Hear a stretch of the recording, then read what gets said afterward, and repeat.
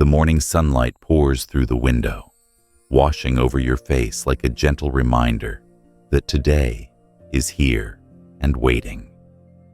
The coffee on your desk steams softly, releasing its rich aroma into the room. If you let it sit too long, it cools, and what once promised warmth and energy becomes dull and tasteless. That is how life works too. Every delay, every later, quietly robs you of its sweetness. You tell yourself there will be time tomorrow, that you will call that friend later, that you will write that idea down when you feel more ready. But tomorrow is a slippery thing. You blink, and days become weeks. Weeks become months, and months fold into years. What you intended to grasp drifts away, leaving you with an empty cup and a faint memory of what might have been.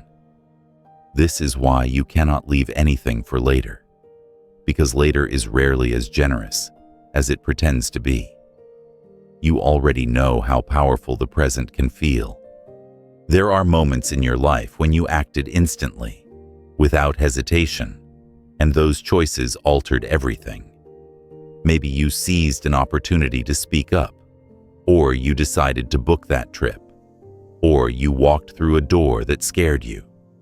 The energy of that decision stayed with you, feeding your confidence, feeding your growth. Now imagine if every day you chose presence instead of postponement. Imagine if every small task, every conversation, every chance for joy was embraced fully in the moment it appeared. The landscape of your life would change dramatically. You would no longer see time as something to manage, but as something alive, something you drink in before it evaporates. The truth is, later is seductive. It sounds safe, like a cushion you can fall back on. It tells you that you have control because you can always do it tomorrow. Yet later is not harmless. It is the slow leak in the tire, the silent erosion of a mountain, the whisper that lulls you into believing you have endless days. You don't. The cost of later is measured in missed chances, weakened connections, and goals that never breathe beyond your imagination.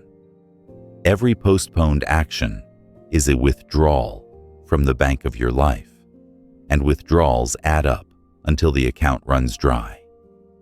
Think of your relationships. You tell yourself you'll spend more time with your parents once you're less busy, or you'll reach out to your friend when you're in a better mood. But life doesn't wait for the perfect mood. The day you finally decide to pick up the phone, it may be too late. That person may have moved on, or circumstances may have shifted beyond your control. Relationships thrive on the now, on presence, effort, and little moments that can never be reclaimed once they pass. The same is true of your dreams. You may carry an idea in your heart, a book you want to write, a project you want to build, a passion you want to chase. You keep pushing it aside, telling yourself you'll start when things settle down, when you feel more prepared, when the conditions are right. But the conditions will never be perfect. Life doesn't hand you a neat calendar with a highlighted date saying, "This is the right time." Waiting for that mythical moment is how dreams quietly suffocate. The opportunity is not in the future. It is in the tiny sparks of courage you choose today. And here is something we rarely acknowledge. Later creates guilt. Every time you put something off, a small weight sits in the back of your mind. You think of the email you didn't send, the workout you skipped, the apology you delayed, and instead of peace, you carry quiet tension. That tension grows, feeding stress and self-doubt. By the time you return to the task, it feels heavier than before, as though procrastination added bricks to your shoulders. You could have moved with ease earlier, But now you drag yourself through resistance, wondering why you didn't just act when the thought was fresh. Look at your daily life. You want to tidy the room, but you say later.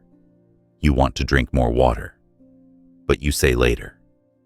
You want to sit in silence for 5 minutes, but you say later. None of these choices seem life-altering in isolation, but together, they paint the story of your days.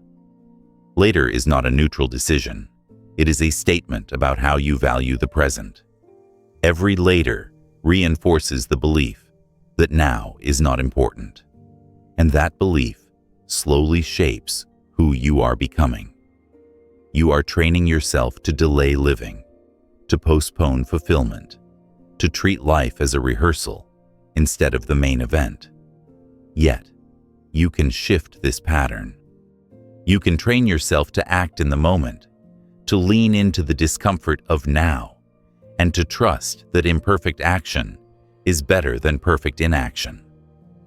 The cost of later becomes obvious once you compare how you feel when you act immediately versus when you delay. Imagine two versions of you. One who postpones sending a message and feels nagged by it all day, and one who sends it right away and carries lightness forward. Which version enjoys the day more? Which version feels freer? The difference is striking, and it is within your control. To understand the cost of later more deeply, picture your life as a book. Each page is a day, and each action is a sentence written in ink. When you act now, you fill the page with clarity and momentum. When you delay, the page stays blank. Flip enough blank pages, and you realize the story of your life is full of gaps. You don't remember what you did with those days because you did nothing meaningful. The book feels thin, and when you look back, you sense a hollowness that no future action can replace. The past is fixed. The only way to shape the story is to write actively in today's page. The cost of later is not only personal, it echoes outward. Think of the people who might be touched by your work, your kindness, your presence. When you delay, they wait too. A song unwritten is a song someone else never hears. A hand not extended is comfort someone never feels.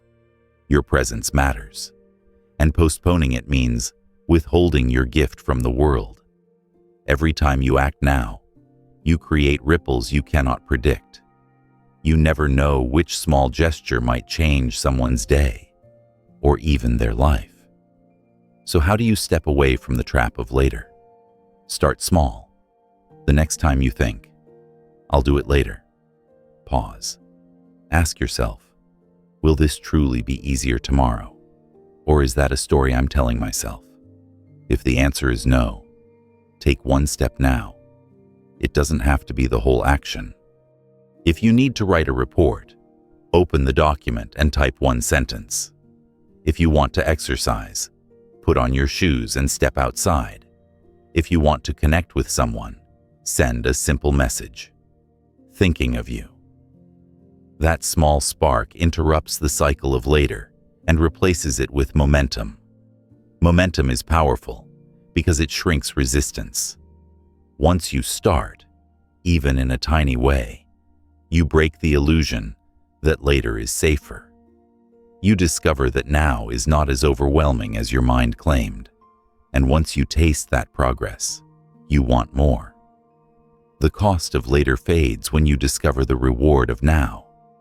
There will be moments when waiting is wise, when a pause allows you to gather more clarity or let emotions settle. But that is different from the passive delay of procrastination. A wise pause is intentional. It serves the moment. The harmful later is unintentional. It avoids the moment. The key is to know the difference. If waiting feels like growth, it is a choice. If waiting feels like avoidance, it is a cost. As you move through this day, you will hear the whisper of later again. It will invite you to postpone, to play it safe, to convince yourself there's no rush. But remember the cooled coffee, the missed call, the unwritten story. Remember that life only unfolds in the present, never in a future that hasn't arrived. Each moment you seize now becomes a seed planted in the soil of your destiny. Delay too long, and the soil dries out. Act today, and you cultivate a garden of experiences, memories, and achievements that nourish you far into tomorrow. The cost of later is real, but so is the power of now. When you learn to choose now consistently, you reclaim your energy, your clarity, and your joy. You stop leaking time and start living it. You stop dragging the weight of undone tasks and start carrying the lightness of progress. You stop watching life slip past and start drinking it fully, sip by sip, before it cools. That is the invitation before you, to live as though later doesn't exist, because in truth, only now does. You stand at the edge of action, but before you can take a step, a voice rises in your mind. It doesn't shout, it whispers. It tells you, not now, you don't have the time. Or, you're not ready yet, you need to prepare more. Sometimes it tries to soothe you with logic. Tomorrow will be better. Wait until you have more money. Wait until you're stronger. Wait until the moment is perfect. On the surface, these phrases sound reasonable, even protective. But underneath, they are nothing more than excuses. Fragile chains disguised as armor, keeping you locked in place. Excuses are clever. They wear the mask of practicality, convincing you that delay is the smart choice. Yet if you look closer, most excuses are born not from wisdom, but from fear. Fear of failure, fear of judgment, fear of stepping into the unknown. Every time you let an excuse decide for you, you surrender your power. You hand over control to a barrier that doesn't exist anywhere except in your mind. The chains are invisible, but they are heavy, and with each excuse you repeat, another link wraps around you. Think of the last time you said, "I'll start when I have more time." Did more time ever arrive? Or did life simply fill itself with new distractions, new obligations, new reasons to delay? That is the trick of excuses. They promise relief, but deliver stagnation. They keep you waiting indefinitely for a tomorrow that never quite feels ready. It is tempting to believe excuses protect you. If you don't try, you can't fail. If you don't act, no one can reject you. If you stay where you are, you avoid uncertainty. But what kind of safety is that? It is not freedom. It is a cage. The bars are made of your own justifications, and though they appear sturdy, they crumble the moment you push against them with action. Picture a person who dreams of starting a small business. They tell themselves they need more money, more training, more connections before they can begin. Years pass, and the dream remains locked in a folder of someday. Now, imagine another person with the same dream. They start small, selling one product, making one phone call, learning as they go. Their path isn't smooth, but with every imperfect step, they gather experience and confidence. Which of these people grows? Which of these people discovers what is truly possible? The difference is not resources, not luck. It is the choice to see through excuses. When you recognize an excuse for what it is, you reclaim power. It is like flipping on a light in a dark room. Suddenly you see that the monster in the corner was only a shadow, that the fear was only a thought. By asking yourself, "What's really stopping me?" you strip away the disguise. Most often, the answer is simple. It is your own doubt. and doubt can only survive in silence. Once you take a step forward, doubt loses its grip. Breaking free from excuses requires honesty. You must be willing to admit that not enough time often means not a priority. That not ready often means I'm afraid. This honesty may sting at first, but it also liberates you. When you stop blaming circumstances, you stop waiting for them to change. You begin to see that your life is not controlled by conditions, but by choices. And choice is a power you already possess. There is a quiet strength in responsibility. When you say, "This is mine to face," you shift from victim to creator. You stop waiting for the right weather, the right schedule, the right mood, and you begin shaping your reality as it is. Responsibility doesn't weigh you down. It lifts you because it restores your ability to act. You realize you are not powerless. You are the one holding the pen, writing the next line of your story. Imagine the energy wasted on excuses, hours spent justifying why you can't act, why you must wait, why you're not ready. What if that same energy were directed toward action? Think of the momentum you could build, the confidence you could strengthen. Excuses drain you, but action fuels you. Excuses create heaviness, but responsibility creates freedom. And freedom is what this is about. Freedom to live as you choose, to pursue what matters to you, to grow beyond the limits of fear.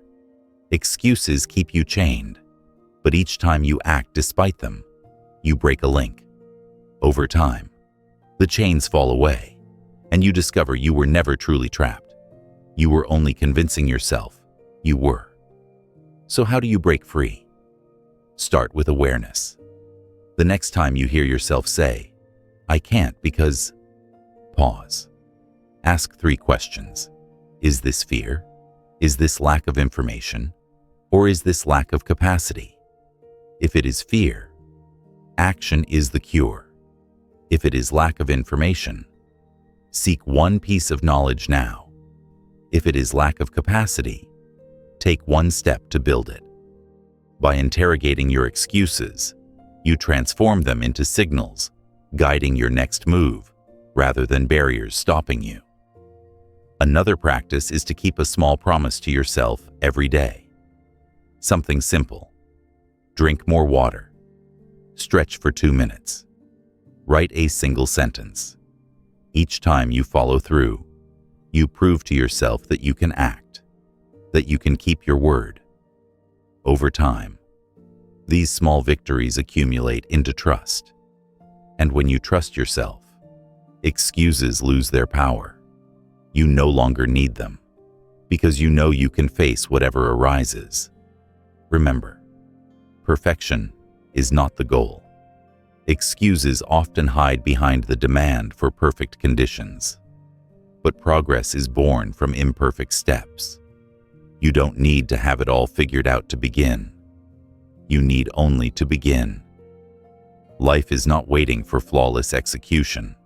It is waiting for your participation. Every excuse you release is a doorway you open. Behind one may be a new friendship.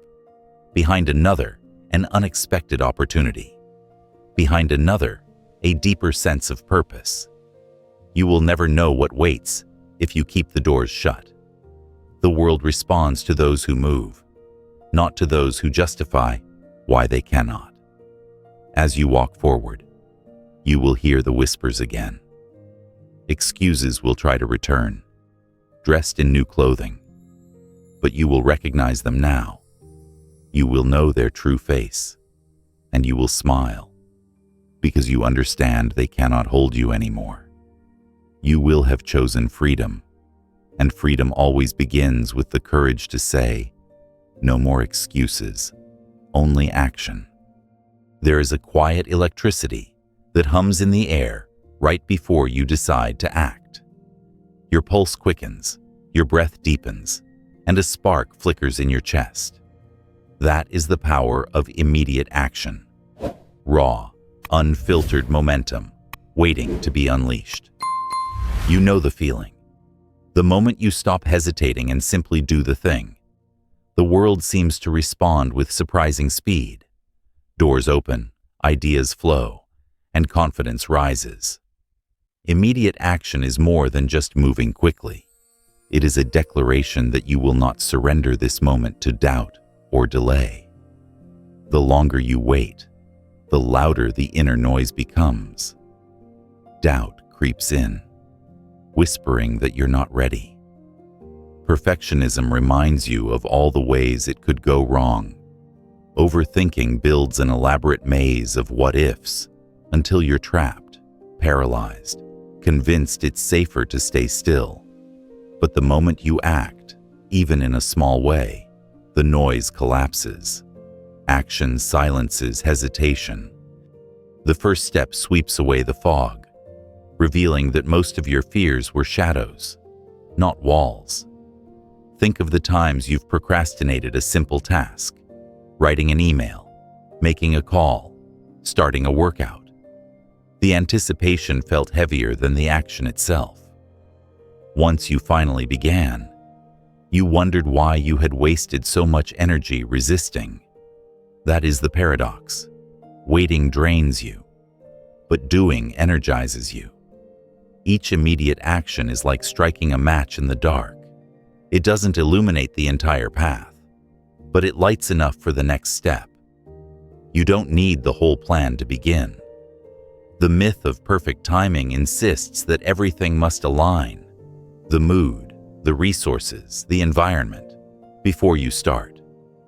But that myth keeps countless dreams buried. Look at the creators, leaders, and builders you admire. Most of them didn't wait for ideal conditions. They began in messy kitchens, cramped garages, or with scribbles on scraps of paper. What set them apart wasn't flawless preparation, but the courage to move when others hesitated. Momentum is the reward of immediacy. Each time you act now, you create a rhythm that carries you forward. Consider a rolling stone. It resists movement at first, but once in motion, it gathers speed almost effortlessly. Your actions work the same way. The first push may feel heavy, but it sets off a chain reaction that makes the next step easier. Soon you are no longer forcing yourself. You are flowing, carried by the momentum you created. Immediate action also teaches you faster than planning ever will. You can spend weeks analyzing, predicting, rehearsing, but until you step into the arena, you are only imagining. Action brings feedback. It reveals what works, what doesn't, and what you can adjust. Every move you make adds to your experience, sharpening your instincts and strengthening your resilience. You cannot learn to swim by reading about water. You must dive in. And each act of immediacy is a message to yourself. You are capable. You are committed. You are moving. That message rewires your identity. Instead of seeing yourself as someone who waits, you begin to see yourself as someone who does. That shift is powerful because identity drives behavior. Once you believe you are the kind of person who acts, hesitation loses its grip. You stop questioning whether you will follow through because action has become part of who you are. But let's be clear. Immediate action is not recklessness. It doesn't mean charging forward blindly or ignoring wisdom.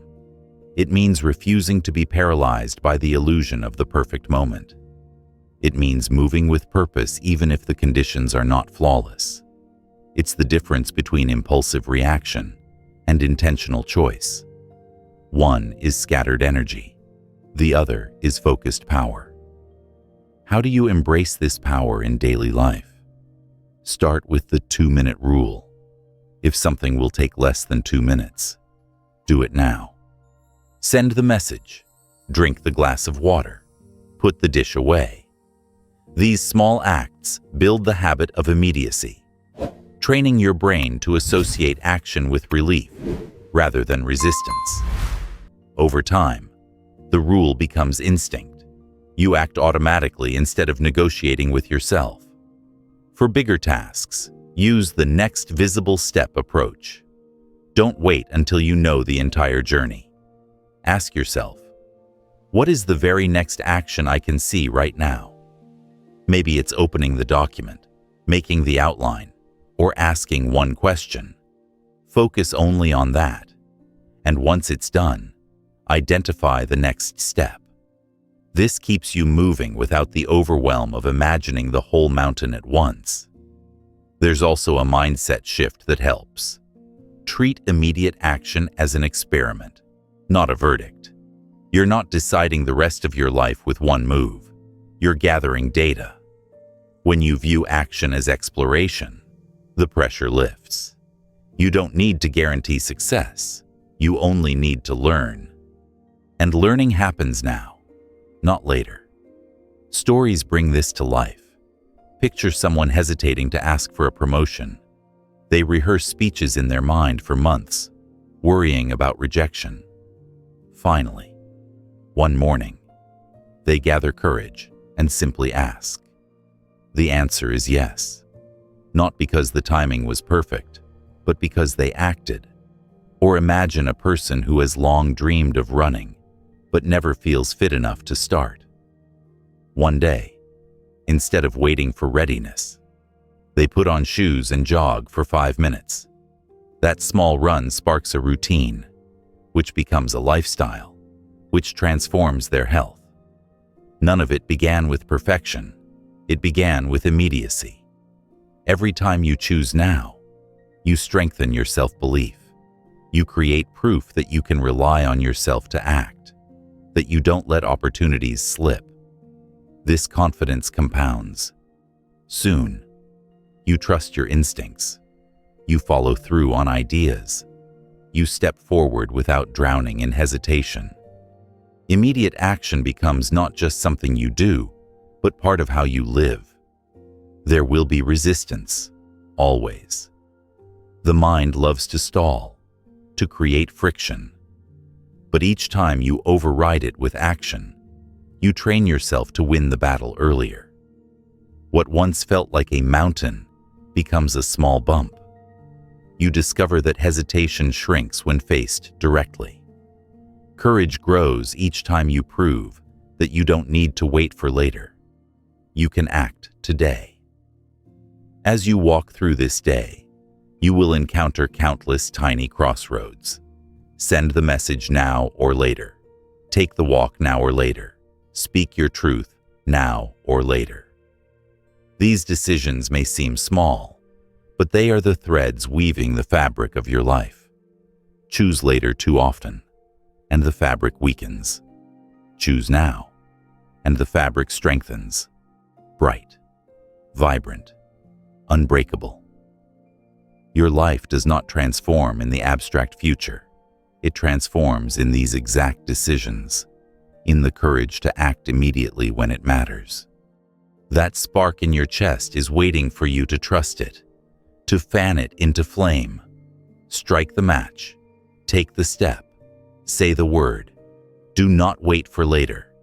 The power is here. The power is now. Your past is a landscape you know well. You can walk through its memories with vivid clarity. The victories, the mistakes, the heartbreaks, the moments you wish you could live again, and the ones you wish you could erase. These experiences have shaped you, carved lines of wisdom and resilience into your spirit. But if you carry them too heavily, if you cling to them as if they define you completely, they become weights that slow your steps. You cannot run freely into your future if your arms are full of yesterday. Letting go of the past does not mean pretending it never happened. It doesn't mean discarding the people you loved, or ignoring the lessons you've learned, or denying the pain you endured. It means loosening your grip on the parts that no longer serve you. It means releasing the anger, regret, guilt, or longing that holds you hostage. When you carry yesterday's burdens into today, you cloud your vision of what is possible. You see life not as it is, but as it was, repeating old patterns and reliving old wounds. Think of a traveler dragging a heavy suitcase filled with broken objects. Each item inside represents a past regret, the argument you never resolved, the opportunity you didn't take, the relationship that ended in bitterness, the mistake you can't stop replaying. You tell yourself these objects are valuable because they are familiar, but in truth, they weigh you down. The path ahead could be easier, but every step feels exhausting because you won't set the suitcase down. Letting go is choosing to stop dragging what you no longer need. One of the greatest traps of the past is regret. You replay moments in your mind, what you said, what you didn't say, what you should have done differently. The mind spins endless versions of what if, but none of them change reality. Regret is a thief of presence, pulling you into an imagined past where you are powerless. The truth is, the only thing you can influence is the choice you make now. You cannot rewrite yesterday, but you can write today differently. That is where your freedom lies. Guilt is another weight many people carry.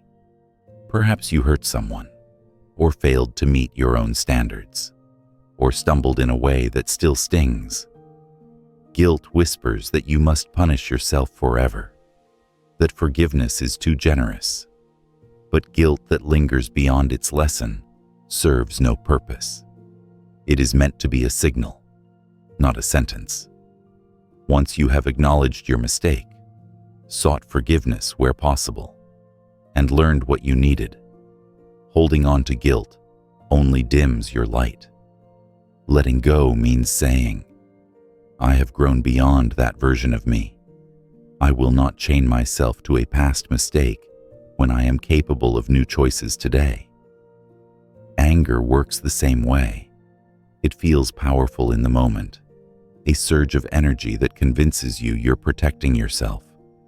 But when you hold on to anger for years, it becomes a poison you sip daily, expecting someone else to suffer. Forgiveness is the antidote, not because the other person deserves it, but because you deserve peace. Forgiveness doesn't erase the wrong. It dissolves the grip it has on your spirit.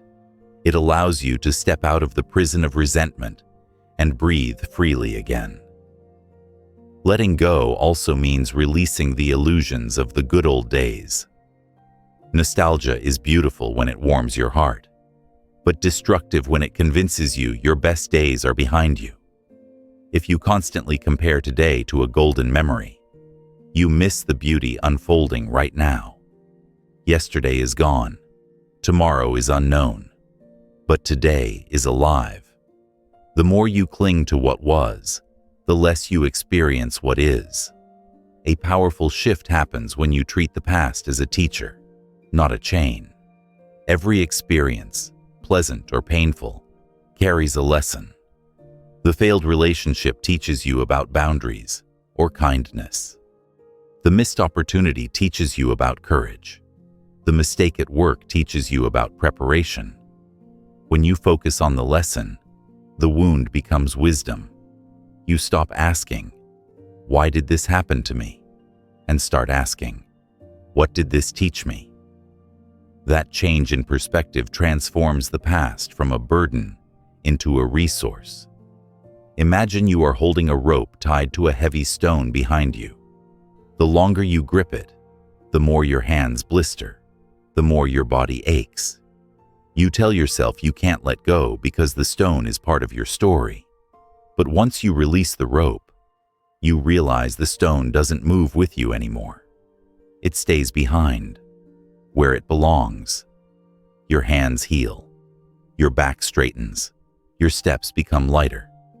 That is the gift of letting go, freedom to move forward unburdened.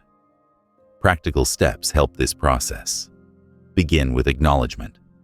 Name what you are carrying: regret, guilt, anger, longing. Write it down if you must. Seeing it clearly weakens its hold. Next, identify the lesson. Ask yourself, what did this experience teach me that I can use now? Finally, practice release.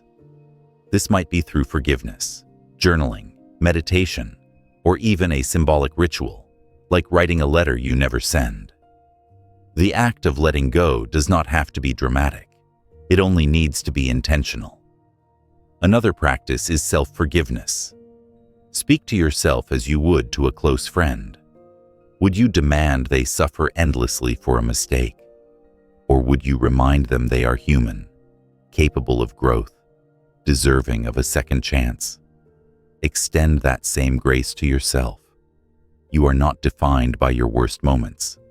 You are defined by how you rise from them. Letting go also requires courage. There is a strange comfort in clinging to the past because it is familiar. Even pain feels safe when you've lived with it long enough. The unknown future is scarier than the known wound. But courage is choosing freedom over familiarity. It is stepping into uncertainty because you trust that what lies ahead is greater than what lies behind. And when you let go, something beautiful happens. You create space. Space for new relationships, new opportunities, new joys. Imagine trying to fill a jar already crammed with old stones. Nothing new can fit, but empty it. And suddenly there is room for fresh water, fresh flowers, fresh life. By releasing the past, you make room for the future to bloom. Letting go is not a one-time act. It is a practice. Memories will resurface, emotions will return, but each time they do, you have a choice: to grip them tighter or to release them again.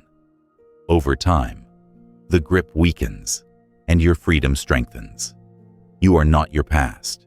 You are not your mistakes, your regrets, or your losses. You are the choices you make today. Every breath you take is a chance to redefine yourself. The past shaped you, yes, but it does not confine you. Letting go is not about erasing, it is about transforming. You honor the past by carrying forward its wisdom, not its weight. So loosen your grip. Forgive yourself. Forgive others. Let the memories be what they are, chapters already written. You are holding the pen now, writing the pages of today. Do not let yesterday's ink bleed into the lines of your future. Choose freedom. Choose lightness. Choose to live unbound. You wake up in the morning, and for a moment there's silence. The kind of silence where you haven't yet remembered what day it is, what your responsibilities are, or what tasks are waiting. Then the weight of routine floods in. Emails, errands, obligations, schedules. It can feel like you're moving through life on autopilot, reacting to what's thrown at you rather than intentionally steering the day. That is why purpose matters.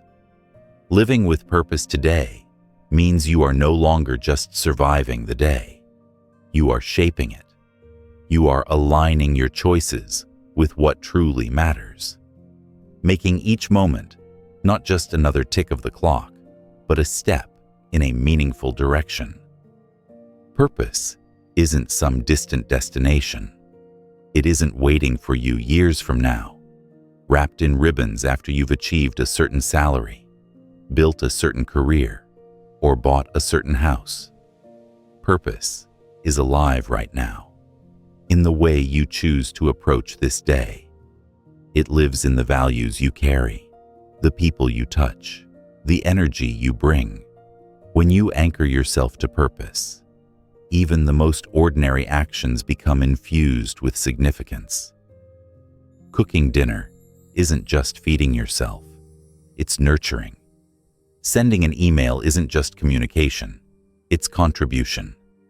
Sitting with a friend isn't just passing time, it's connection. But many people drift because they confuse purpose with achievement. They believe purpose is hidden inside a job title, a trophy, or a goal. When those things change or crumble, they feel lost. True purpose is deeper. It's not about what you do. It's about why you do it. The task may shift. The environment may change. But the inner compass remains steady. If your purpose is to inspire, you can do that as a teacher, a parent, a leader, or even in a brief conversation with a stranger.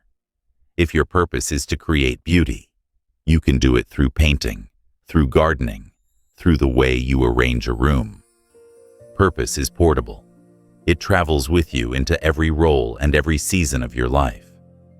Finding this clarity begins with reflection. Ask yourself, what makes me feel most alive? When do I feel time slipping away because I'm so immersed? Which moments give me a sense of fulfillment that lingers long after the task is done? These are signals. They reveal what lights your inner fire. They may not point to a grand destiny, but they point to what matters here and now. Living with purpose also requires courage, because once you know what matters, you must act on it. It's easy to fill your life with distractions, scrolling, overworking, saying yes to obligations that don't resonate. Purpose cuts through the noise.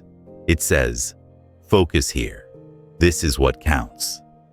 That focus may mean saying no to opportunities that look shiny, but don't align. It may mean simplifying your schedule, even if others don't understand. Purpose is not always convenient, but it is always clarifying. Think about your values as anchors, perhaps kindness, creativity, growth, or freedom. Each morning you can ask, how will I live these values today? If kindness is your anchor, maybe it's sending a message of encouragement to a colleague. If creativity is your anchor, maybe it's sketching for 10 minutes before bed. These small actions align your day with your deeper self. They prevent you from drifting in the current of everyone else's expectations. And when life becomes difficult, as it inevitably does, purpose becomes resilience. Without it, challenges feel random, cruel, overwhelming. With it, they become part of the path. You no longer see obstacles as pointless suffering. You see them as teachers. The setback at work sharpens your patience. The difficult conversation deepens your honesty. The loss reminds you of the preciousness of love. Purpose does not erase pain, but it gives it meaning. It transforms hardship into growth rather than despair. Purpose also expands your vision. It reminds you that your life is not only about personal comfort or success. It's about contribution. Each day you affect others more than you realize. A kind word might linger in someone's heart for years. A decision you make may ripple outward into countless lives. When you live with purpose, you are not just improving your own existence. You are shaping the fabric of the world around you. And that is a legacy worth building. So how do you weave purpose into daily life in a practical way? Start by setting intentional goals. These are not just tasks on a checklist, but actions that resonate with your values. For example, if your purpose is growth, your goal might be to learn one new skill this month. If your purpose is connection, your goal might be to deepen one meaningful relationship by spending time each week. Intentional goals keep you from scattering your energy. They give direction to your actions and satisfaction to your progress. Mindfulness is another tool. So often we rush through the day without noticing. Living with purpose asks you to pause and fully experience the moment you're in. When you eat, notice the flavors. When you talk, truly listen. When you work, focus.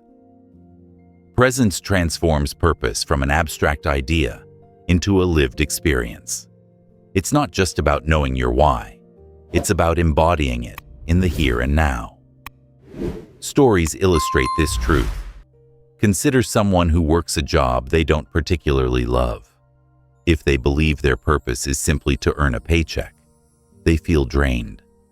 But if they see their purpose as providing for their family, their perspective shifts. Every long day becomes an act of love. Or imagine a parent overwhelmed by the chaos of raising children. If they see the tasks as endless chores, they feel trapped. But if they view their purpose as shaping lives, the same tasks become sacred. The work hasn't changed, but the meaning has. Purpose is not about doing more. It's about doing with intention. You don't need to overhaul your life in one sweep. Begin with today. Choose one action that aligns with your deepest value and do it fully. Celebrate that choice. Then tomorrow, choose another. Over time, these aligned actions accumulate into a life of meaning. It's important to remember that purpose evolves. The values that guide you at 20 may not be the same at 40 or 60. That is not failure. That is growth. Just as seasons change, so does your path. Staying open to this evolution allows you to remain authentic. You don't have to cling to old definitions. You can embrace who you are becoming and let your purpose mature with you. Living with purpose brings joy that achievement alone cannot. Achievements fade, but meaning endures. When you know your life aligns with your values, you feel a deep satisfaction no external reward can match. This is the joy of waking up, not just to a day, but to a mission. You don't have to wait for the future to feel it. You can live it now, in the choices you make today. So, as you step into this moment, ask yourself, what matters most to me? And how can I embody that in the next hour, the next conversation, the next choice? Let the answer guide you. Purpose is not a distant mountaintop. It is the ground beneath your feet, waiting for you to walk it with intention. There is a bridge that stretches between your dreams and your reality, and that bridge is built not with grand gestures, but with small, steady steps. That bridge is called consistency. Without it, ambition collapses under the weight of good intentions. With it, even the most distant goal becomes reachable, because consistency transforms effort into momentum, and momentum transforms ordinary actions into extraordinary results. Think about water dripping on a stone. One drop seems insignificant, almost laughable, but drop after drop, day after day, the stone begins to wear, grooves deepen, and eventually the solid surface reshapes itself. That is the quiet miracle of consistency. It doesn't shout, but it changes everything. Most people underestimate its power because they are searching for breakthroughs, quick wins, or massive leaps. But life rarely moves in leaps. It moves in steady rhythms, in daily choices that add up invisibly, until one day the difference is undeniable. Consistency is often misunderstood as perfection. People imagine that if they miss a day, they have failed, or if they stumble, they've ruined the journey. But perfection is a myth, and chasing it only leads to frustration. True consistency is not about never missing. It's about always returning. You may fall, but you stand again. You may pause, but you continue. The rhythm is not flawless, but it is steady enough to keep moving forward. Think of a heartbeat. It skips occasionally, but its constancy keeps you alive. Why is consistency so powerful? Because it builds identity. Each time you act in alignment with your goal, no matter how small the action, You reinforce a story about yourself. If you write a single page every day, you are not just writing, you are becoming a writer. If you exercise regularly, even modestly, you are not just moving, you are becoming an athlete. Identity is not declared once. It is built brick by brick through consistent action. And once identity takes root, it fuels the cycle. You no longer ask, "Will I do this?" You say, "This is who I am." Consistency also removes the burden of constant decision-making. When you create a rhythm, the question is no longer, "Will I do this today?" It is simply, "When and how?" This reduces mental friction. Consider brushing your teeth. You don't debate whether you'll do it. It's part of your rhythm. Imagine applying that same automatic commitment to your health, your learning, your craft. Life becomes simpler, not because it is easier, but because you have eliminated the energy wasted on negotiation. The secret to building consistency is to start small. A routine too large crumbles under its own weight, but a tiny habit, repeated daily, grows strong roots. Read 2 pages, meditate for 5 minutes, stretch for 30 seconds. These seeds don't look like much, but they sprout into forests. Small steps compound, and compounding is the force that builds momentum. Momentum is consistency's reward. The more you show up, the more natural showing up becomes. Missing one day feels odd, almost uncomfortable, because your identity is shifting. The wheel of progress starts slow, but once it spins, it carries you forward with less effort. This is why consistent people often seem unstoppable. It isn't that they are superhuman. It's that momentum is now carrying part of the load. Accountability strengthens this process. When you share your goals with someone or track your actions, you create a mirror that reflects your progress back to you. This mirror doesn't judge, it simply reminds you. A calendar where you mark each day you follow through. A friend who checks in. A journal where you record small wins. These tools keep you honest, and honesty sustains rhythm. Another key is to set realistic milestones. Too often, people aim for massive transformation overnight and burn out quickly. Instead, break your vision into steps so small they feel almost too easy. Want to write a book? Begin with 1 paragraph a day. Want to run a marathon? Begin with walking a mile. Success comes not from giant leaps, but from tiny, almost invisible adjustments done steadily over time. Inevitably, setbacks will come. Life interrupts, motivation dips, circumstances change. Consistency does not mean you avoid these storms. It means you don't abandon the path when they arrive. You treat setbacks as pauses, not endings. Missing one day doesn't erase the work of 10. Falling off track for a week doesn't invalidate months of effort. What matters is your return, your refusal to let temporary breaks define the story. Here's a truth worth remembering. Consistency is kinder than intensity. Many people burn themselves out chasing dramatic bursts of effort. They sprint until exhaustion, then collapse into inaction. Consistency is gentler. It asks only that you show up, not that you conquer mountains in one day. Over time, this gentleness proves more powerful than the most intense sprint. Slow, steady rhythms will carry you farther than erratic surges. There's a simple exercise that helps: the habit recipe. Choose a cue, an action, and a time.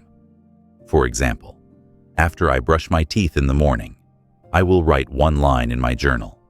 Or, after I pour my coffee, I will read 1 page of a book. Linking your new habit to an existing routine anchors it. making it harder to forget and easier to repeat. Over weeks, this recipe transforms into rhythm. Stories again reveal the truth. Picture someone who decides to learn guitar. At first, progress feels painfully slow, but they commit to practicing for 10 minutes a day. Weeks pass, fingers ache. Progress seems small, yet after a year, they can play songs that once felt impossible. Not because they practiced for hours in a single day, but because they practiced for 10 minutes every day. That is the invisible power of consistency. It turns small investments into great returns. Consistency is not glamorous. It doesn't often feel thrilling in the moment, but it creates a quiet joy, a confidence that builds because you can trust yourself. That trust is priceless. It means you no longer live at the mercy of fleeting motivation. It means you can count on yourself to show up, and that reliability fuels self-respect. As you reflect on your own path, ask yourself, what is one area where consistency could change everything? Not tomorrow, not in some grand future, but today. What is one rhythm you can establish that, if maintained, would reshape your life? Choose it, commit to it, begin with the smallest step possible, and then keep showing up. Every great journey is not a sprint. It is a series of steady steps. Consistency lays the bricks. Momentum carries you forward. And before you know it, you are standing in the place you once only dreamed of reaching. That is the gift of rhythm. That is the strength of showing up. And it begins now, with the choice to act today, and again tomorrow, and again the day after. Life keeps tugging at your attention. Notifications ping, thoughts scatter, memories resurface, and worries about tomorrow slip in like uninvited guests. In this storm of distractions, it is easy to drift away from the present moment. Yet the truth remains. The only place life ever happens is now. Mastering the art of saying yes to the present is not about ignoring the past or denying the future. It is about learning to anchor yourself fully in this moment, to taste its richness, and to act with clarity. Time is slippery. Once a moment passes, you can never retrieve it. You cannot reheat a conversation the way you might reheat dinner. You cannot replay a child's laughter or re-experience the exact sunrise that greeted you this morning. Each moment is unrepeatable. Saying yes to now is acknowledging this rarity, choosing to lean in instead of leaning away. But many of us live caught between two places, one foot in the past, replaying what was, another foot in the future, rehearsing what might be. Meanwhile, the ground beneath us, today, remains barely touched. The habit of postponing joy, postponing connection, postponing action is seductive because it feels like preparation, yet it is actually avoidance. To say yes to now is to reverse that pattern and claim the fullness of what is right in front of you. Think of the last conversation where you weren't really listening. Perhaps you nodded along while secretly scrolling through your phone or rehearsing what you'd say next. That moment passed, and the chance for true connection passed with it. Now imagine leaning in fully, hearing not just the words but the pauses, the tone, the unspoken meaning. Presence transforms a conversation into intimacy. The difference is not in the other person. It is in your choice to say yes to the moment. The same applies to opportunities. A chance to speak up, to share an idea, to help someone, to step into something new. These rarely come announced with trumpets. They appear quietly, and if you hesitate too long, they slip away. Saying yes to now means you don't wait for permission. You don't stall for the perfect script. You respond with courage in the moment, even if your voice shakes, even if you feel unprepared. The act of saying yes plants seeds of growth. Mindfulness is a practice that sharpens this ability. It is not mystical. It is practical awareness. It is training your mind to notice when it drifts and gently guiding it back. When you eat, notice the flavors. When you breathe, feel the air expand and leave your lungs. When you walk, notice the ground beneath your feet. These simple acts ground you, reminding you that life is happening here, not in the scroll of your phone or the endless what-ifs of tomorrow. Saying yes to now also means letting go of control. Life is unpredictable. No amount of planning guarantees certainty. You may crave control because it feels safe, but clinging to it only creates tension. The art of presence asks you to loosen your grip, to trust that while you cannot predict every outcome, you can choose your response in this moment. That trust opens space for spontaneity, for joy, for unexpected discoveries you might miss if you insist on scripting everything. Spontaneity is the spice of now. Think of the times you laughed hardest, felt most alive. Often they were unplanned. A last-minute decision to dance, a sudden adventure, a simple detour that turned into a memory. When you say yes to now, you allow these moments to unfold. You stop living only in routines and invite life to surprise you. But being present does not mean acting recklessly. It means acting intentionally. It is not about doing everything on impulse, but about refusing to delay what matters. It is the balance between awareness and action. You pause to notice, then you move with clarity. Practical steps help strengthen this muscle. Try the 10-breath reset. When you feel scattered, stop and count 10 slow breaths.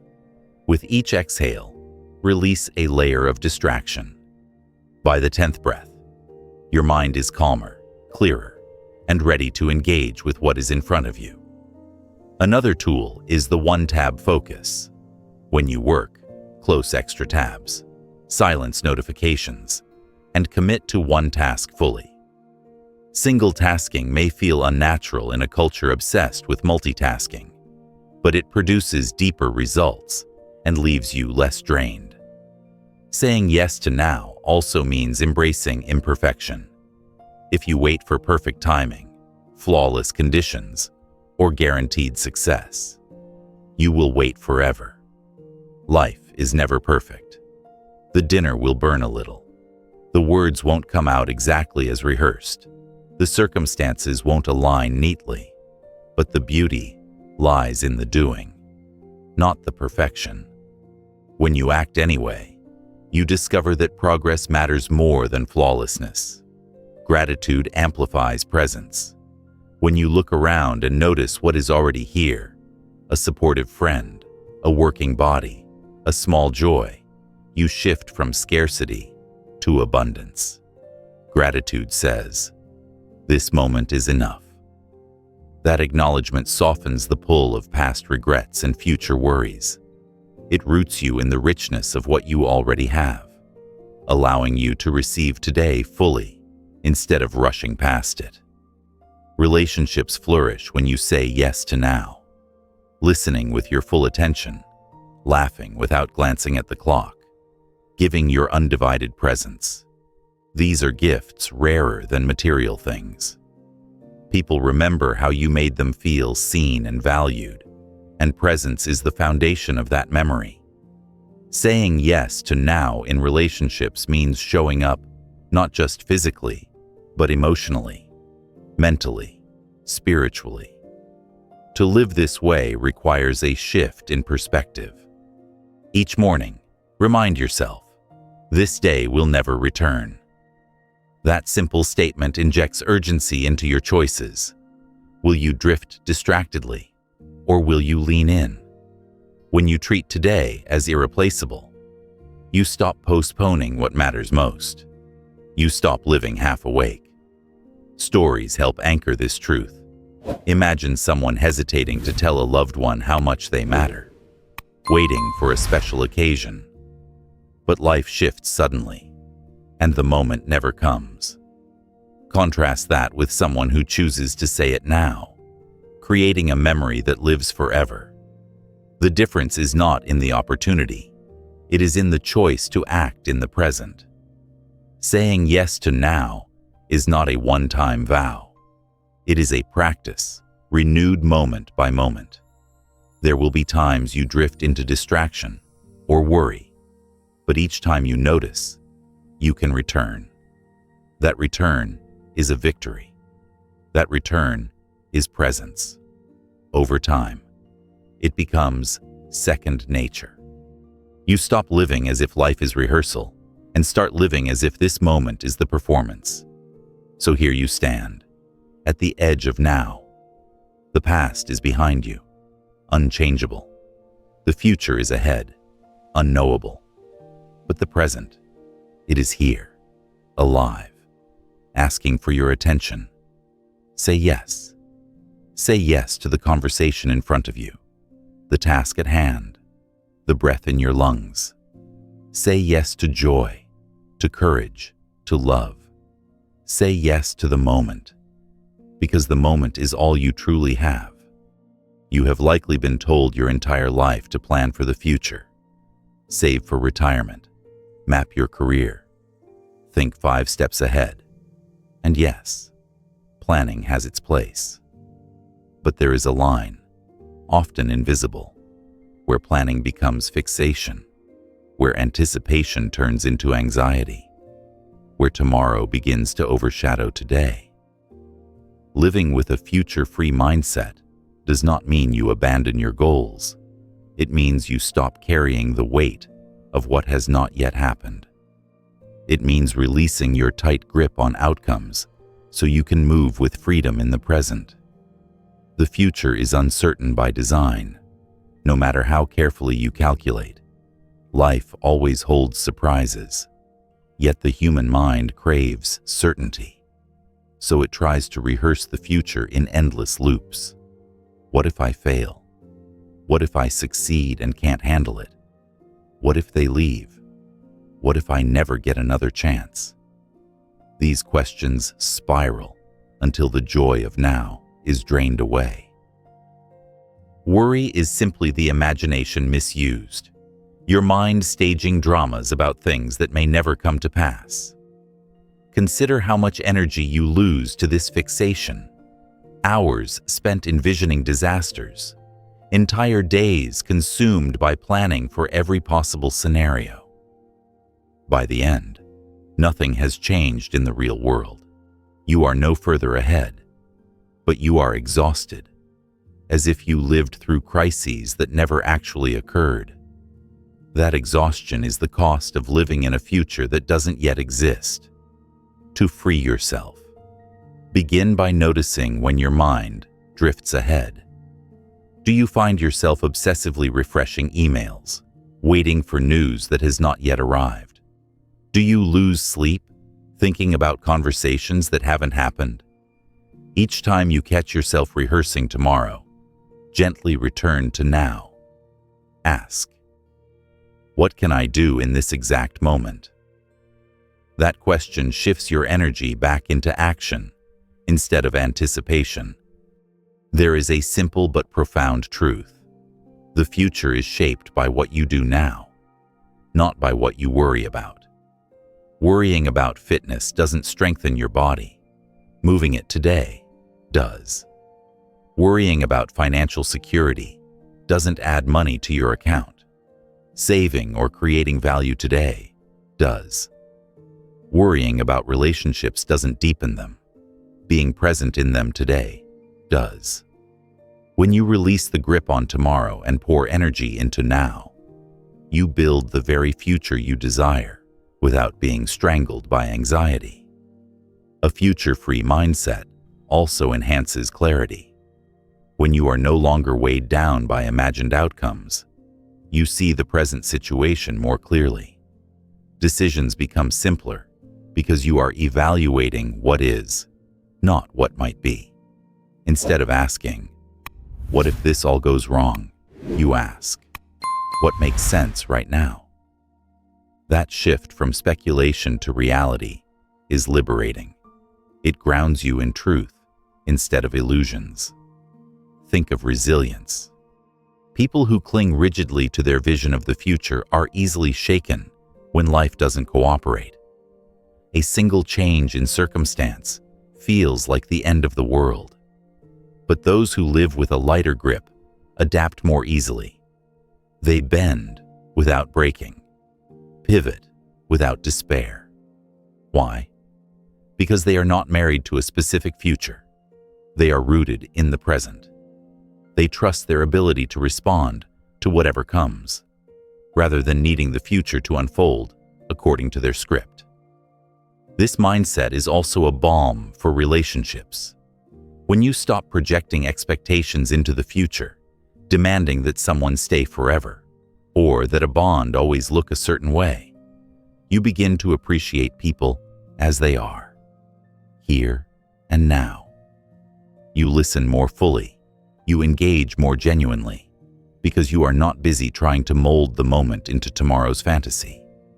Presence strengthens connection, and connection is what gives relationships their depth. Creativity flourishes in this space too. When you're not obsessed with achieving a specific future outcome, you are free to explore. You can experiment, risk, play. A painter who insists on producing a masterpiece suffocates under pressure, but a painter who simply explores the canvas today discovers new techniques and unexpected beauty. Innovation arises from presence, not from the suffocating weight of perfectionist expectations. Practical tools can help you live this way. Try, plan, then release. Set your intention for the future, the direction you want to go, the values you want to embody. Write it down if it helps. Then, once the plan is made, release it. Stop rehearsing outcomes. Return to the only question that matters. What step can I take now that aligns with my intention? Another practice is grounding yourself in sensory details. Notice the colors around you, the sounds you hear, the feel of your breath.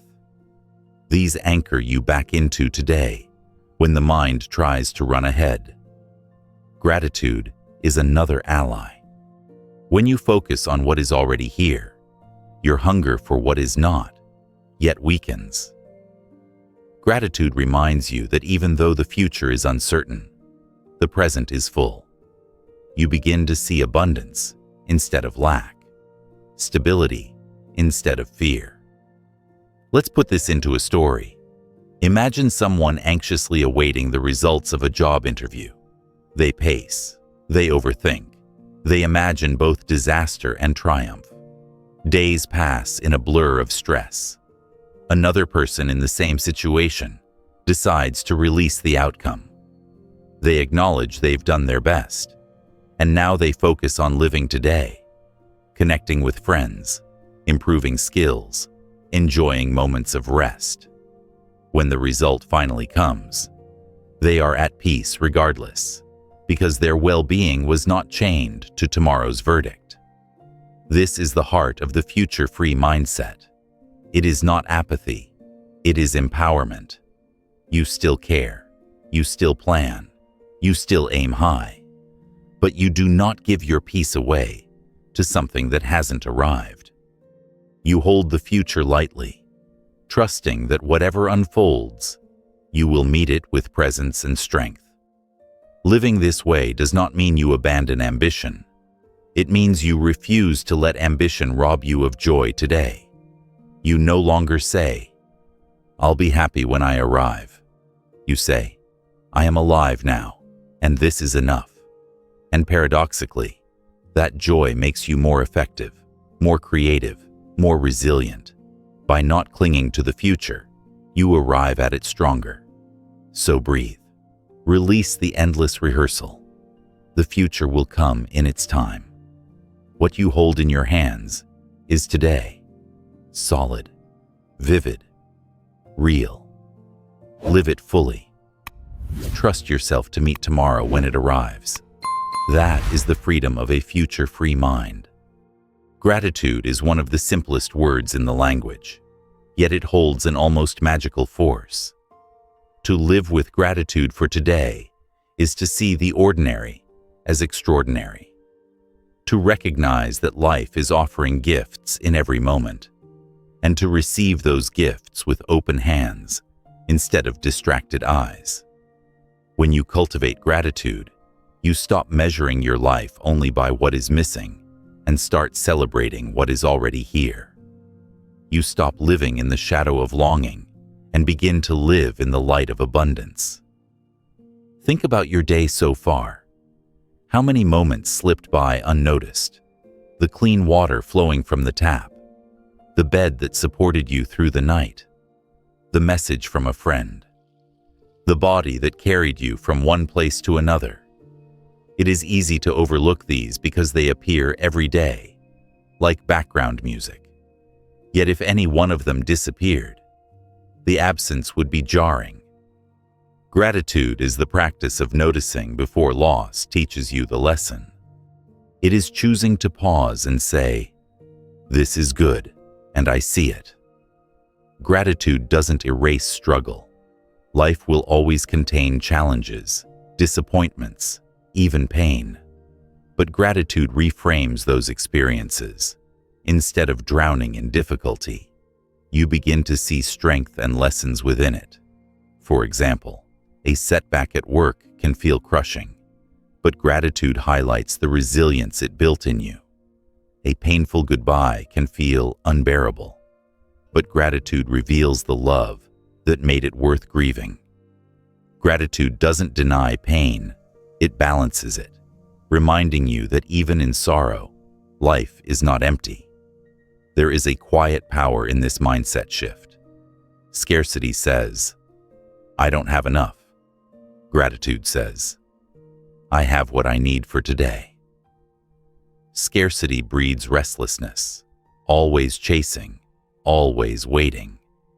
Gratitude breeds peace, because it roots you in the present. When you live in gratitude, you are no longer bargaining with tomorrow for happiness. You are finding it in the simplicity of this breath, this meal, this laugh. Science supports what the heart already knows. Gratitude transforms well-being. People who practice it regularly report better sleep, lower stress, stronger relationships, and greater resilience. But beyond research, you can feel it in your own body. Recall the last time you felt genuinely grateful. Did your shoulders relax? Did your chest soften? Did your mood lighten? Gratitude shifts physiology because it shifts perspective. One of the most powerful tools is the practice of daily gratitude. It can be as simple as writing down 3 things you're thankful for before bed. Not grand things, small, specific details. The smile of a stranger, the taste of fruit, the way sunlight spilled through the window. These lists may seem trivial at first, but over time, they rewire your attention. Instead of scanning for problems, your mind begins to scan for blessings. Gratitude becomes your lens. Another tool is the Gratitude 3x3. Each day, name 3 people you're thankful for, 3 moments that gave you joy, and 3 strengths you see in yourself. This widens gratitude from external to internal, reminding you not only of what life gives you, but of what you bring to life. It cultivates appreciation for your journey and for the quiet courage it takes to walk it. Gratitude also deepens relationships. When you express appreciation, you breathe life into connections. A simple thank you can transform an interaction, reminding others they are seen and valued. Gratitude spoken aloud is contagious. It softens defenses, builds trust, and strengthens bonds. People thrive when they feel appreciated, and gratitude creates that environment naturally. Stories bring this alive. Imagine two co-workers who share a daily routine. One complains constantly about traffic, about deadlines, about the boss. The other makes a habit of noticing small blessings, complimenting a colleague, savoring a good lunch, laughing at small absurdities. Over time, their experiences diverge dramatically. The first drags through the day heavy with negativity.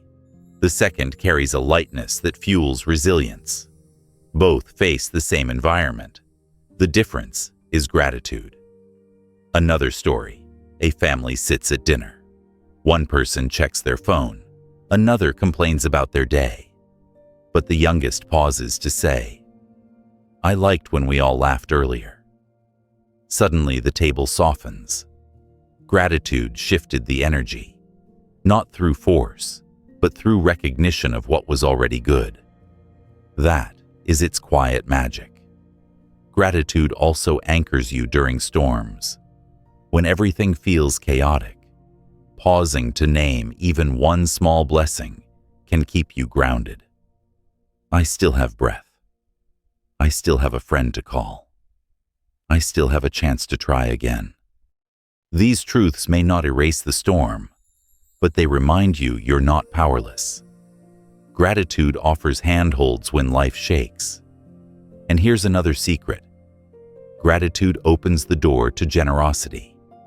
When you feel full, you naturally want to share. When you recognize abundance, you no longer hoard, you give, and giving multiplies joy. It creates a cycle where gratitude fuels generosity, and generosity fuels more gratitude. Life becomes richer not by gathering more, but by noticing more and giving more. To practice gratitude fully, bring it into the body as well as the mind. When you drink water, pause to feel the refreshment. When you walk, notice the strength in your legs. When you laugh, let yourself savor it instead of rushing on. Gratitude isn't just an idea, it is an embodied awareness that this moment is worth cherishing. Living with gratitude today also frees you from comparison. It's easy to measure your life against others, to scroll through highlight reels and feel inadequate. But gratitude brings you back to your lane. It reminds you of the blessings uniquely yours, the journey uniquely yours. You no longer chase what someone else has. You honor what you already hold. And that breeds contentment that no comparison can steal. So pause now. Look around. Notice something, anything, you can be grateful for in this exact moment. Maybe it's the chair supporting you, the device connecting you, the breath filling your lungs. Name it. Feel the shift. That is gratitude at work. Not dramatic, not distant, but immediate, transforming how you experience right now. Gratitude is not waiting for you in the future. It is here, hidden in plain sight, waiting to be noticed. When you practice it daily, you don't just change your mood, you change your life. You turn ordinary days into sacred experiences. You discover that even in imperfection, there is beauty. And even in scarcity, there is enough. Gratitude roots you in the present so deeply that tomorrow's worries and yesterday's regrets lose their grip. Say yes to this practice. Write it down. Speak it aloud. Feel it in your bones. Gratitude is the anchor that steadies you, the light that warms you, the lens that clarifies everything. And it is available right now, if you only choose to see. Success is one of the most loaded words in the human vocabulary. From the time you were young, you may have been told success meant good grades, trophies, money, status, or recognition. Society hands you a checklist: earn more, climb higher, acquire faster, and so you chase. believing happiness waits at the end of the race. Yet each time you reach a milestone, the finish line shifts a little farther away. You say, "I'll be satisfied when I get there." But there always becomes another horizon. The truth is, success defined only by the future is a trap, because the future is always out of reach. Real success must be lived in the present, or it is never lived at all. Redefining success as living in the present changes the game. Instead of tying your worth to outcomes that haven't yet happened, you root your joy in what is unfolding right now. You stop postponing happiness for promotions, possessions, or applause. You start asking, how rich is this moment? How aligned is my life with my values? How deeply am I engaging with today? Suddenly, success is no longer something you chase. It is something you embody. This shift brings peace. When success is always future-focused, you live in anxiety, afraid of falling behind, afraid of not measuring up, afraid of wasting time. But when success is present-centered, you live in awareness. You notice the laughter during a meal, the satisfaction of finishing a task, the stillness of early morning. Each of these moments becomes a success in itself, and your life becomes a collection of them. Imagine a musician. If they define success only as performing in a stadium one day, they may dismiss the joy of practicing, of writing songs, of playing for a few friends. Yet those small acts are where the music truly lives. If they embrace success in the present, then every note played with love is victory. The stadium, if it comes, is simply a continuation of joy already lived. This mindset also softens self-judgment. When success is tied to future benchmarks, you constantly measure yourself against an invisible ruler. You judge your worth by what you haven't yet achieved. But when success is presence, you honor who you are today. You acknowledge progress, resilience, and authenticity as worthy in themselves. You stop saying, "I will be enough when," and start saying, "I am enough now." That shift is transformative. Success in the present also strengthens relationships. Think of the times you've been with someone who was distracted, already thinking about their next meeting or scrolling their phone. The interaction felt shallow, forgettable. Now think of someone who gave you full attention, listened deeply, laughed wholeheartedly. That felt like connection, like love. Which one embodies success? It isn't the one with the crowded calendar. It's the one who was fully there. Success, in its truest form, is presence. Practical steps can help you live this truth. Try setting present KPIs, not numbers on a spreadsheet, but measures of engagement. Ask, how many minutes today did I spend fully absorbed in one thing? How many conversations did I enter with undivided attention? How often did I pause to breathe and notice beauty around me? These become your metrics, reminding you that success is measured not by accumulation, but by aliveness. Another practice. Celebrate micro-victories. Did you finish a workout? That's success. Did you comfort a friend? Success. Did you resist the urge to delay and act instead? Success. By honoring these daily wins, you train your mind to see progress everywhere, not just at the mountaintop. This builds momentum and joy. Stories illuminate this shift. Picture a teacher. If they define success only by test scores, they may feel constantly stressed. But if they define success as inspiring curiosity in students each day, their work becomes fulfilling now. Or consider a parent. If they define success only as raising children who become high achievers, they may miss the sweetness of bedtime stories or family dinners. But if they see those small moments as success, their days are already rich. Redefining success also protects your mental health. A future-only mindset creates pressure and comparison. You measure yourself against others' timelines, wondering if you're ahead or behind. But life is not a race. It's a journey with individual paths. By living in the present, you stop comparing and start experiencing. You trade competition for contentment. Does this mean you abandon goals?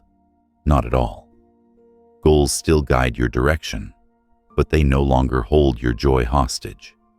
You can work toward tomorrow while living fully today. In fact, by rooting yourself in presence, you often reach goals faster because you act with clarity, energy, and peace rather than desperation. Redefining success as presence requires courage because it defies cultural norms. People may ask, "Aren't you ambitious?" But what could be more ambitious than deciding to be fully alive now, instead of postponing life? What could be braver than defining success by depth rather than distance? Try this reflection. At the end of the day, what would make you feel successful? Was it answering 50 emails? Or was it having one meaningful conversation? Was it rushing through tasks? Or was it pausing to laugh with your child? Notice what nourishes you most, and let that be your definition. Success is not a destination stamped on the map. It is the way you walk the path, each step taken with presence, each breath noticed, each connection honored. That is success. The trophies may gather dust, the money may fluctuate, but the richness of a day well lived is untouchable. So stop postponing your definition of success. Stop waiting for life to crown you when you arrive somewhere far off. Look around. Success is the sunrise you paused to watch. It is the word of kindness you spoke. It is the courage to be here fully, right now. When you embrace this truth, you are no longer chasing success. You are living it. You carry your past like a backpack. Some days it feels light, a comforting collection of memories. Other days it feels unbearably heavy, filled with regrets, grudges, and stories that no longer serve you. And here is the truth. If you don't set that backpack down, you will keep stumbling, no matter how bright the road ahead. To live fully in the present, you must learn the art of letting go, not by erasing the past, but by releasing its grip on your steps today. Letting go begins with recognition. Notice how often you replay the same old scenes. A mistake you made years ago resurfaces in your thoughts as if it happened yesterday. A harsh word spoken to you repeats in your mind long after the speaker has forgotten it. A lost opportunity still whispers, "What if?"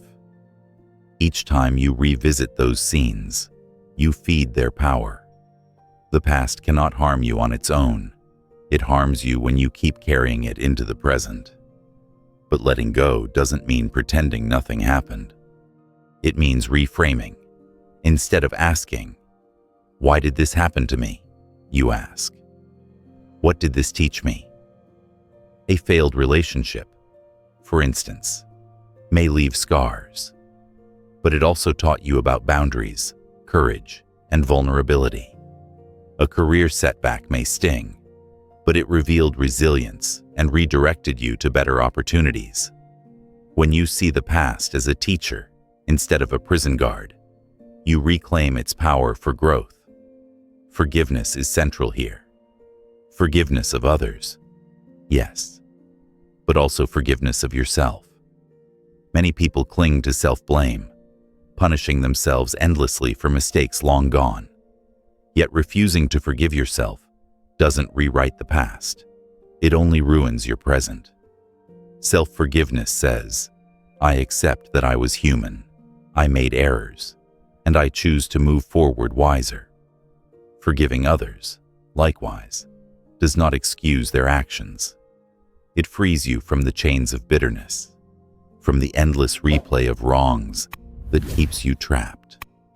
Think of someone dragging a heavy rope tied to an anchor.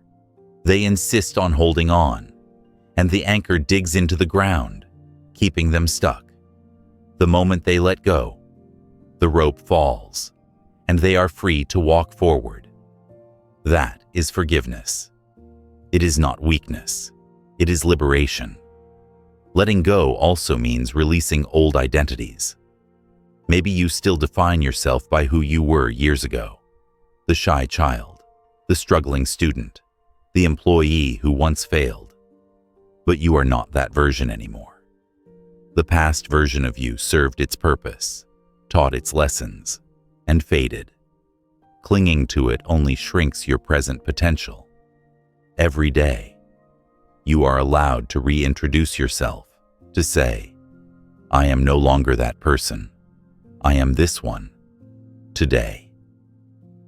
Rituals can help make this real. Write down a regret or resentment on a piece of paper, then burn or tear it. With that act, symbolically release its hold. Or create a practice of journaling lessons learned from past events, then closing the book as a signal that the chapter is complete. These physical acts anchor the emotional decision to let go. But letting go is not instant. It is a journey. Some days you feel free. Others you feel pulled back into the old story. That's normal. Each time you notice yourself returning, gently remind yourself, that was then. This is now. Over time, the pull weakens. The past becomes a memory, not a weight. Letting go also invites you to practice presence. Instead of rehearsing what was, you choose to see what is. This breath, this sunrise, this chance to begin again. You remind yourself that the past is not a place you can live. It is only a place you can learn from. By shifting focus to today, you pour energy into the only moment that can actually change your life. Stories illustrate this clearly. Picture someone holding on to the bitterness of being wronged by a friend. For years, they replay the betrayal, building walls against new connections. Then one day they decide to forgive, not to excuse the friend, but to free themselves. Suddenly, relationships open up again. Their laughter returns. The past no longer dictates the present. Or imagine someone who failed an exam and carried that shame for years, believing they were not smart enough. When they finally reframed it as a moment of learning rather than a permanent identity, they discovered the courage to try again and succeeded. Letting go also creates space. Imagine a room filled with old boxes, so cluttered you can barely move. Until you clear those boxes, no new furniture can fit, no new light can flow. The same is true inside you. Old grudges, regrets, and stories take up space. Releasing them makes room for joy, creativity, love, and growth. You cannot embrace new opportunities if your hands are still clutching the past. And here's something important. Letting go doesn't mean forgetting. It doesn't erase history. It simply loosens its control. You remember, but you are no longer ruled by it. You can smile at the memory of lessons, even painful ones, because they shaped who you are, but they no longer chain you. Practical exercises help. At the end of the day, ask yourself, what am I still carrying that I no longer need? Then, visualize setting it down. Or write a letter you never send. Pour out every unspoken word, then release it. These acts retrain the mind to stop gripping so tightly. The freedom that comes with letting go is profound. Suddenly, your energy is no longer wasted on battles already fought. Your mind is no longer replaying arguments that ended long ago. Your heart is no longer closed off by pain that belongs to yesterday. You step lighter, breathe deeper, and see the world with clearer eyes. So take a moment now. Picture that heavy backpack of your past. Notice what's inside. Regrets, grudges, old identities, one by one. Begin to set them down. Feel the weight ease. Feel your shoulders straighten. Feel the ground open up ahead. No longer blocked. This is the gift of letting go. Freedom to live now. Unburdened. Open. Ready. There is a rhythm to life that often gets overlooked. We dream big. We set intentions. We feel bursts of inspiration. But then, without consistency, those sparks fade. Consistency is what turns fragile intention into durable transformation. And once consistency is established, something remarkable happens. Momentum builds. Momentum is like the wind at your back. It doesn't just keep you moving. It makes each step feel lighter, more natural, and almost inevitable. Think of an old train starting from rest. The first few turns of the wheels require enormous effort, groaning and grinding as they strain against inertia. But once the train is moving, it glides more smoothly, and soon, even at great weight, it barrels forward with astonishing ease. That is the power of momentum in your own life. It may feel exhausting at first, but with consistent action, you create forward force that begins to carry you. The key to building this rhythm is not dramatic effort, but steady repetition. People often mistake transformation for one giant leap, an overnight success, a viral breakthrough, a dramatic makeover. But behind every apparent overnight success are years of small daily steps. The musician practiced scales. The athlete trained quietly. The entrepreneur refined ideas in obscurity. Their victories were not born from one moment, but from countless ordinary ones. Consistency begins with small promises you keep to yourself. Wake up and drink water. Write a few sentences each morning. Move your body for 10 minutes. These may sound insignificant, but each one is a brick in the structure of your future. More importantly, each one is evidence. You are proving to yourself that you follow through. That proof builds self-trust, and self-trust builds momentum. Momentum is the invisible ally that makes habits stick. Once you've strung together several days of consistent action, breaking the chain feels uncomfortable. You want to continue, not because motivation is high, but because the rhythm itself is rewarding. This is why habits feel hard at the beginning and easy later. The struggle isn't forever. It's temporary, until momentum takes over. Accountability accelerates this process. Tell a friend your goal, join a group, track your progress on paper. When others witness your journey, or when you see evidence piling up day by day, momentum strengthens. Even a simple checkmark on a calendar can create satisfaction that pulls you forward. But momentum requires patience. Too many give up before the rhythm has a chance to build. They expect immediate results, and when they don't see them, they quit, just as the wheel was beginning to turn. The truth is, consistency often feels unrewarding at first. Results are invisible for a while. Seeds are underground before they sprout. Momentum requires faith in the unseen. Trust that your efforts are compounding, even when you can't yet measure them. Setbacks will happen. And here lies another secret. Consistency isn't about never breaking the streak. It's about returning quickly when you do. Missing a day does not destroy momentum if you refuse to let one miss spiral into many. One slip can be a pause, many slips turn into a pattern. The art is in recovery, resetting, recommitting, moving forward again.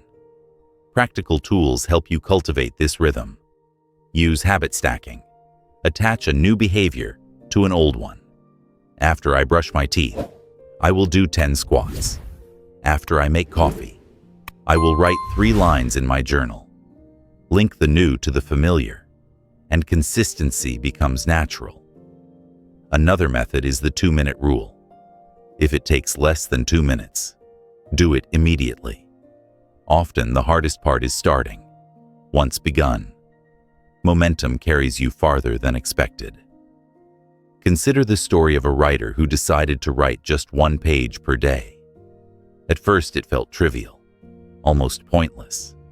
But after a year, they had a full book. The project wasn't born from massive bursts of inspiration, but from quiet, consistent effort. Momentum turned what seemed small into something monumental. Momentum doesn't only change results, it changes identity. Each consistent action whispers, "This is who you are now." You are someone who moves, who writes, who creates, who shows up. And once that identity takes root, breaking the habit feels like betraying yourself. Momentum is no longer external, it's internal. It becomes who you are. Momentum also creates joy. When you feel carried forward, life feels less like pushing uphill and more like flowing with current. You discover energy you didn't know you had. Success feels less like strain and more like alignment. This is why consistent people often appear energetic, not because they never tire, but because momentum fuels them. Even small wins deserve celebration. Each time you keep a promise, mark the moment, smile, jot it down, reward yourself. These micro-celebrations reinforce consistency, making momentum stronger. It is not indulgent, it is wise. Recognition fuels repetition. And here is the profound truth. Once momentum is established, it touches every area of life. The discipline you build in one domain spills over into others. The momentum of exercising regularly influences how you eat, how you sleep, how you show up at work. The momentum of gratitude influences your relationships, your mood, your creativity. Momentum is not isolated, it multiplies. So pause and consider. What is one small action you could repeat daily that would, over time, transform your life? Not a grand overhaul, just one rhythm that could build into momentum. Choose it, commit, start small. Let consistency do the quiet work, and let momentum carry you when willpower wanes. This is how great lives are built, not in bursts, but in rhythms, not in sprints, but in steady steps. And once you taste the force of momentum, you will wonder why you ever tried to push alone. There is a simple yet radical decision you can make that changes everything. Saying yes to now. Not yes to everything people demand of you. Not yes to obligations that drain you. But yes to the present moment itself. Too often you live as if life is on layaway, saving joy, courage, or attention for a future date. But life is never postponed. It is happening right now, unfolding breath by breath, heartbeat by heartbeat. To say yes to now is to stop waiting and start living. Why is this so hard? Because your mind is trained to dwell elsewhere. It pulls you back into the past, replaying regrets and rewinding old tapes. Or it pushes you forward into the future, rehearsing worries and predicting scenarios. In both directions, you miss the richness of the moment in front of you. Presence is not the natural drift of the mind. It is the conscious choice of awareness. To master it, you must retrain yourself, again and again, to return to now. Consider how often opportunity hides in plain sight. You want to improve your health, but instead of walking today, you plan a grand routine for next month. You want to deepen relationships, but instead of calling now, you wait for the right time. You want to share your work, but instead of posting today, you hold back until everything is perfect. Each delay is a rejection of now. Each time you postpone, you teach yourself that life will begin later. But later is an illusion. There is only ever now. Saying yes to now begins with awareness. Notice the small invitations around you, the smile from a stranger, the quiet urge to stretch, the impulse to start writing that idea. Instead of ignoring them, follow them. These moments may seem tiny, but they build a habit of responsiveness. You become someone who acts rather than waits, and action in the present compounds, creating transformation faster than endless preparation ever could. Mindfulness is your training ground. To practice, pick one ordinary activity and do it with full attention. Drink your coffee without checking your phone. Walk without rushing to arrive. Listen without planning your reply. At first, it will feel strange, even boring, because you are accustomed to distraction. But soon, you'll notice a richness in these simple acts. Flavor sharpens, sounds deepen, connection strengthens. The world becomes more vivid, not because it changed, but because you are fully here to see it. Saying yes to now also means embracing imperfection. If you wait until everything aligns, the perfect timing, the perfect plan, you will wait forever. Life is messy, unpredictable, unfinished.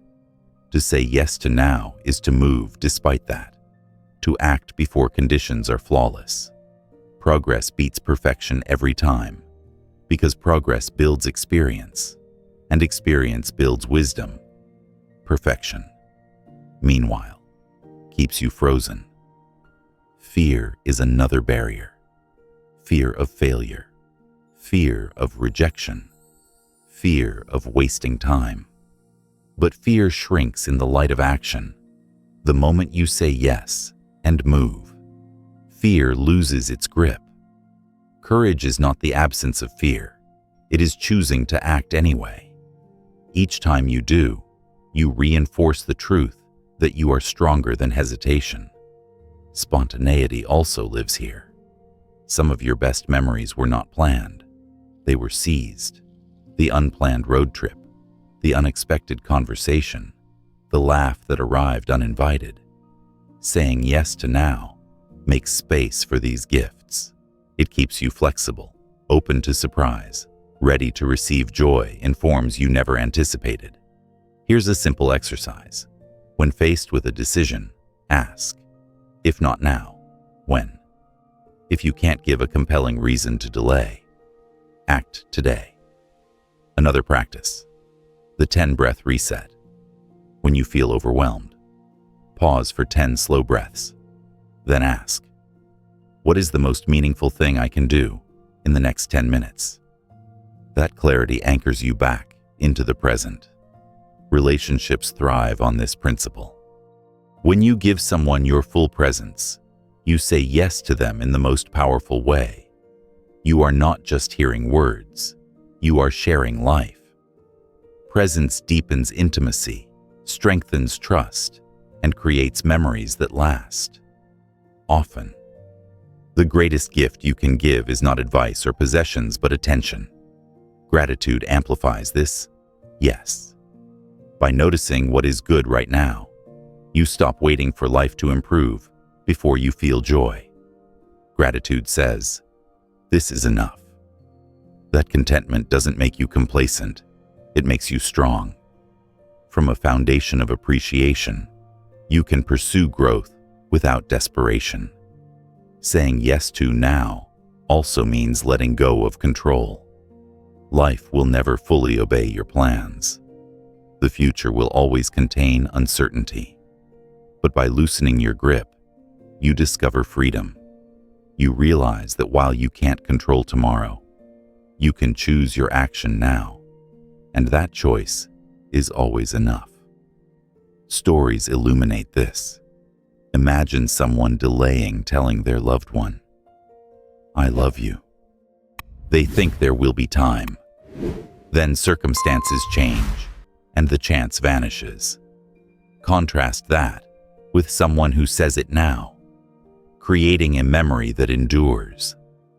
The difference is not opportunity, it is the willingness to seize it. The art of saying yes to now is not about squeezing productivity out of every second. It is about living awake, receptive, alive. It is about turning ordinary moments into sacred ones, fleeting minutes into cherished memories, and simple actions into turning points. So practice this art. Say yes to the task you've been postponing. Say yes to the person who needs your presence. Say yes to joy, to courage, to love. Life is not waiting for you in the future. Life is calling you now. Answer it. You began this journey with a simple reminder. Don't leave anything for later. Again and again. We returned to the same heartbeat. The present moment is all you ever truly hold. Each section unfolded like a mirror, showing you the cost of postponement, the weight of excuses, the gift of immediate action, the courage of letting go, the clarity of living with purpose, the rhythm of consistency, the art of saying yes to now, the freedom of releasing the future, the richness of gratitude, and the redefinition of success as presence itself. And now, here at the close, everything circles back to that opening spark. The day slips by whether you use it or not. The coffee cools, children grow, opportunities fade, but you do not have to drift. You can choose, right here, to live differently, to stop promising yourself later, and to start embracing now. The invitation is not to overhaul your life overnight. It is to take one step, small, specific, and immediate. Send that message. Speak the words you've been holding back. Begin the habit you've imagined. Forgive what weighs you down. Celebrate what you already have. These are not grand gestures. They are simple affirmations of life itself. Presence is not perfection. You will wander into the past, drift into the future, stumble, forget. But each time you notice, you can return. That return is victory. That return is where transformation happens. So, as you close this book, don't wait for a better time. Take one action, however small, in the next 2 minutes. That is your proof. That is your declaration. Life is not waiting for you. It is here. Don't leave it for later. Say yes to now.